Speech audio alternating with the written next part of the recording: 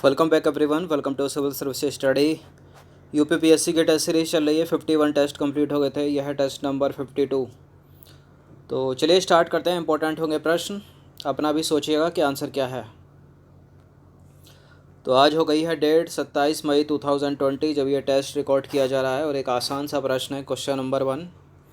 गुप्त साम्राज्य का संस्थापक कौन था, बताइए। गुप्त साम्राज्य का संस्थापक चंद्रगुप्त प्रथम नहीं है, समुद्रगुप्त नहीं है, श्रीगुप्त है। कौन सा है? बहुत सारे स्टूडेंट कन्फ्यूज़न में रहते हैं कि चंद्रगुप्त प्रथम है, श्रीगुप्त है। तो गुप्त वंश का संस्थापक जो है वो श्रीगुप्त था। और गुप्त साम्राज्य का उदय 3वीं शताब्दी के अंत में प्रयाग के निकट कौशाम्बी में हुआ। और श्रीगुप्त का उत्तराधिकारी घटोत्कच था, याद रखिएगा। दूसरा प्रश्न है, निम्नलिखित में गुप्त संवत की शुरुआत किसने की? गुप्त संवत की शुरुआत की है किसने? चंद्रगुप्त प्रथम ने। किसने की है? चंद्रगुप्त प्रथम। तो देखिए, गुप्त संवत की शुरुआत जो है वो चंद्रगुप्त प्रथम ने की थी। और गुप्त वंश का प्रथम महान सम्राट चंद्रगुप्त प्रथम था। यह 320 ईस्वी में गद्दी पर बैठा और इसने महाराजाधिराज की उपाधि धारण की। तो ये प्रश्न पूछ लिया जाता है कि महाराजाधिराज की उपाधि किसने धारण की? चंद्रगुप्त प्रथम ने। तीसरा प्रश्न है, निम्नलिखित कथनों पर विचार करें। दो स्टेटमेंट है यहाँ पर, बताना कि इनमें से कौन सा करेक्ट है। समुद्रगुप्त ने दक्षिणापथ के 12 राज्यों को पराजित किया और दक्षिणापथ के 12 राज्यों के प्रति समुद्रगुप्त ने ग्रहण मोक्षानुग्रह की नीति अपनाई। दक्षिणापथ के 12 राज्यों को पराजित किया समुद्रगुप्त ने। करेक्ट है दोनों के दोनों स्टेटमेंट। सी है इसका उत्तर। तो देखिए, समुद्रगुप्त ने दक्षिणापथ के 12 राज्यों को पराजित किया। इन राज्यों के प्रति समुद्रगुप्त ने ग्रहण मोक्षानुग्रह की नीति अपनाई। इस नीति में विजय के बाद उसने राज वापस कर दिए। क्वेश्चन नंबर 4 है, निम्नलिखित कथनों पर विचार करें। हरिशैन द्वारा रचित प्रयाग स्तंभ से चंद्रगुप्त प्रथम के विजय के बारे में जानकारी मिलती है। हरिशैन द्वारा रचित प्रयाग स्तंभ लेख चंपू शैली में लिखित है। कौन सा सही है इसमें? देखिए, दूसरा वाला करेक्ट है। हरिशैन द्वारा रचित प्रयाग स्तंभ लेख जो है वो चंपू शैली में लिखित है। लेकिन पहला वाला गलत है, क्योंकि हरिशैन द्वारा रचित प्रयाग स्तंभ लेख से समुद्रगुप्त के बारे में जानकारी मिलती है, ना कि चंद्रगुप्त प्रथम के बारे में। केवल 2 सही है यहाँ पर।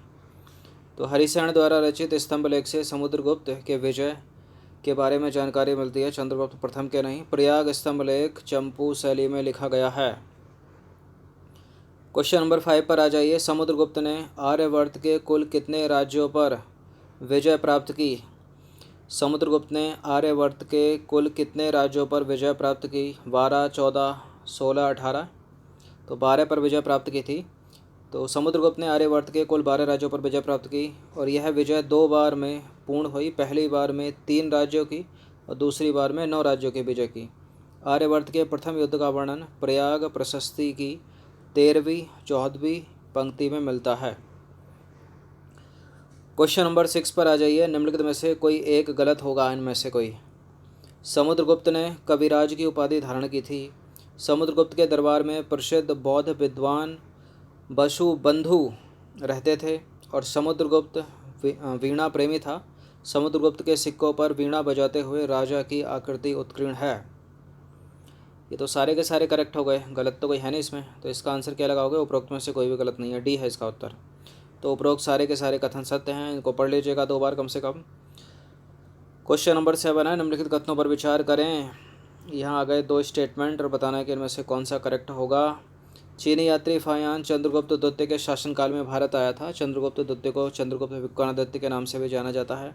शकों पर विजय के उपलक्ष्य में चंद्रगुप्त द्वितीय ने चांदी के सिक्के चलाए। बिल्कुल चलाए, करेक्ट है दोनों के दोनों स्टेटमेंट। सी है इसका आंसर। तो देखिए, चंद्रगुप्त द्वितीय समुद्रगुप्त के बाद राजगद्दी पर बैठा और चंद्रगुप्त द्वितीय के शासनकाल में चीनी यात्री फायान भारत आया था और शकों पर विजय के उपलक्ष्य में चंद्रगुप्त द्वितीय ने चांदी के सिक्के चलाए।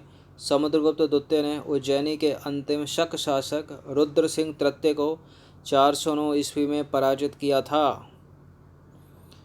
क्वेश्चन नंबर 8 है, नालंदा विश्वविद्यालय की स्थापना निम्नलिखित में से किसने की थी? स्कंदगुप्त ने। स्कंदगुप्त के बारे में बहुत एक प्रश्न पूछा था कि हूणों को किसने हराया? तो हूणों को स्कंदगुप्त ने हराया है। और नालंदा विश्वविद्यालय की स्थापना किसने की है? कुमारगुप्त ने। तो नालंदा विश्वविद्यालय की स्थापना कुमारगुप्त ने की थी। कुमारगुप्त का शासनकाल है 415 ईस्वी से 455 ईस्वी तक।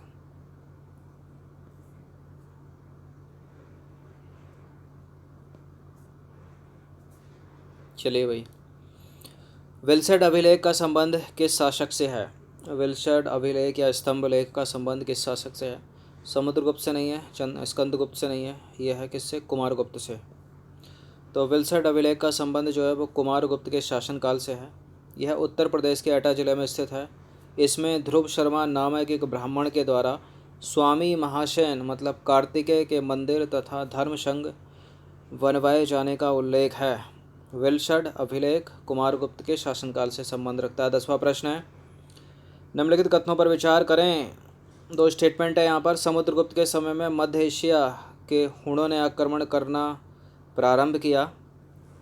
स्कंदगुप्त के समय में मध्य एशिया के हुणों ने आक्रमण करना प्रारंभ किया और स्कंदगुप्त ने हराया था हुणों को। हुणों पर स्कंदगुप्त की सफलता का गुणगान इसके जूनागढ़ अभिलेख तथा भीतरी स्तंभ लेख से प्राप्त होता है। कौन सा सही है इनमें से? दोनों के दोनों करेक्ट हैं ये। देखिए, उपरोक्त दोनों कथन सत्य हैं। हुण मध्य एशिया की एक बर्बर जाति थी। हुणों का प्रथम आक्रमण स्कंदगुप्त के समय में हुआ और उस समय हुणों का नेता खुशनवाज था और हुणों को हराया था स्कंदगुप्त ने।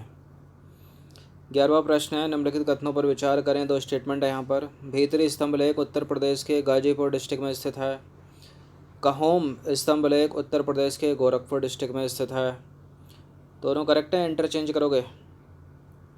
देखिए, ऐसे ही सही हैं दोनों के दोनों। सी है इसका उत्तर। तो भीतरी स्तंभ लेख उत्तर प्रदेश के गाजीपुर डिस्ट्रिक्ट में स्थित है। इस लेख में पुष्यमित्रों और हुणों के साथ स्कंदगुप्त के युद्ध का वर्णन है। कहोम स्तंभ लेख उत्तर प्रदेश के गोरखपुर डिस्ट्रिक्ट में स्थित है। इससे पता चलता है कि भद्र नामक एक व्यक्ति में 5 जैन तीर्थकरों आदित्यनाथ, शांतिनाथ, नेमिनाथ, पार्श्वनाथ एवं महावीर की प्रतिमाओं का निर्माण करवाया था।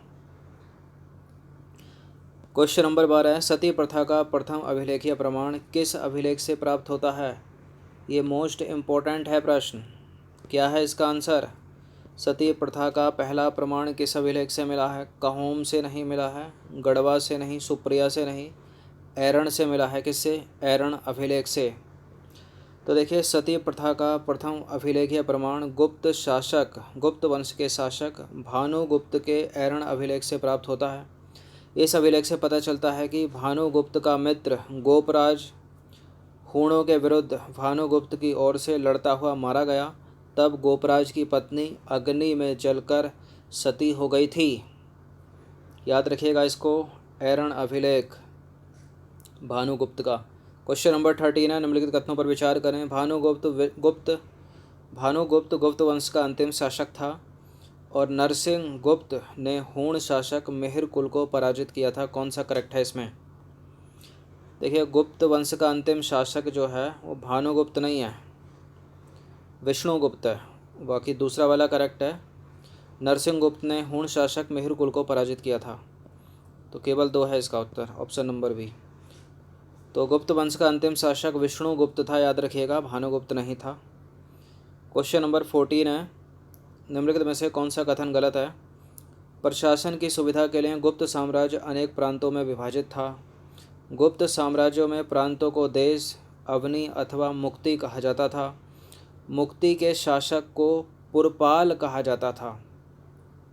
देखिए, भुक्ति है ये। भुक्ति के शासक को पुरपाल नहीं बल्कि उपाली कहा जाता था।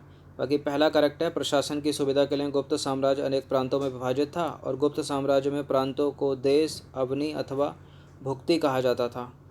अब हमको गलत ढूंढना है, तो फिलहाल गलत यहाँ पर 3 हो जाएगा, तो बी है इसका आंसर। तो देखिए, भुक्ति के शासक को उपरिक कहा जाता था। उपाली बोल दिया क्या मैंने? तो देखिए, उपरिक याद रखिएगा आप, पुरपाल नहीं है, उपरिक कहा जाता था भुक्ति के शासक को। क्या कहा जाता था? उपरिक। बाकी ये करेक्ट है, ये करेक्ट है, ये गलत है, हमको गलत ही ढूंढना है। तो यहाँ तीन गलत है, मतलब ऑप्शन नंबर बी है इसका उत्तर। तो देखिए, भुक्ति के शासक को उपरिक कहा जाता था और सामान्यतः ऊपरी के पद पर राजकुमार अथवा राज कुल से संबंधित व्यक्तियों को ही नियुक्त किया जाता था। अब आ जाइए क्वेश्चन नंबर 15 पर। गुप्त काल में ध्रुवाधिकरण किस अधिकारी को कहा जाता था? गुप्त काल में ध्रुवाधिकरण किस अधिकारी को कहा जाता था? क्या राजकीय कोष का प्रमुख अधिकारी होता था वो? क्या भूमिकर वसूलने वाला अधिकारी होता था? क्या दान विभाग का अधिकारी था या हाथियों की सेना का प्रधान अधिकारी था? ध्रुवाधिकरण हाथियों की सेना का प्रधान अधिकारी नहीं था, दान विभाग का अधिकारी नहीं था, फिर क्या था? भूमिकर वसूलने वाला प्रमुख अधिकारी था ध्रुवाधिकरण। इसका आंसर क्या हो जाएगा? Option number B. तो देखिए ध्रुवाधिकरण जो है भूमिकर वसूलने वाला प्रमुख अधिकारी था। हाथियों की सेना के प्रधान अधिकारी को क्या क्या क्या बोलते थे? महापीलुपति। क्या बोलते थे? महापीलुपति। दान विभाग के अधिकारी को क्या बोलते थे? अग्रहारिक। ये मोस्ट इम्पोर्टेंट है, पूछ लिया जाता है। दान विभाग का अधिकारी अग्रहारिक है। और राजकोष के प्रमुख अधिकारी को बोलते थे क्या? महामंडाधिकृत। क्या बोलते थे? राजकोष के प्रमुख अधिकारी को महामंडाधिकृत। याद रखिएगा इन चारों के चारों को गुप्त काल में। तो 15 प्रश्न थे इंपॉर्टेंट, अच्छे से इसका रिवीजन 1 से 2 बार कर लेना। इस पूरी की पूरी टेस्ट सीरीज़ की प्लेलिस्ट बना रखी है हमने, वहाँ पर आप टेस्ट नंबर 1 से लेकर टेस्ट नंबर 52 तक पहुँच सकते हो। जब भी एग्ज़ाम होगा काफ़ी सारे टेस्ट, कम से कम 200 300 250 जितने भी, सबकी प्रैक्टिस करते रहना। धन्यवाद।